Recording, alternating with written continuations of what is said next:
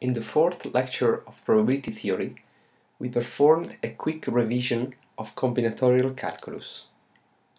As we have seen in the previous lectures, it is very useful to be able to count the number of outcomes in order to compute the probability of events.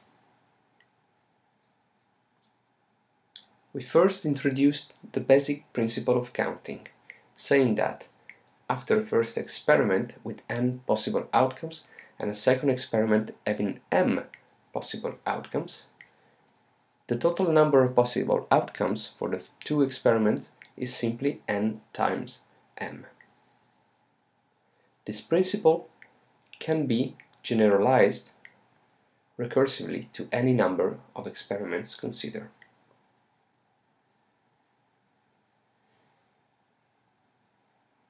We then explained what are permutations and demonstrated that their number is given by n factorial,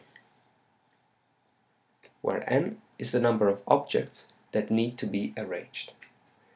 We considered two variations of permutations. The first, where only r objects out of n are taken at a time. The second, where some objects are indistinguishable.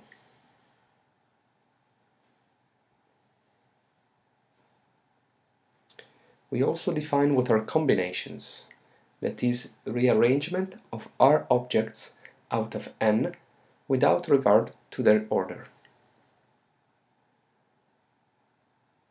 Given the formula on how to compute n choose r, resulting in n factorial divided by r factorial times n minus r factorial, we stated some properties of combinations.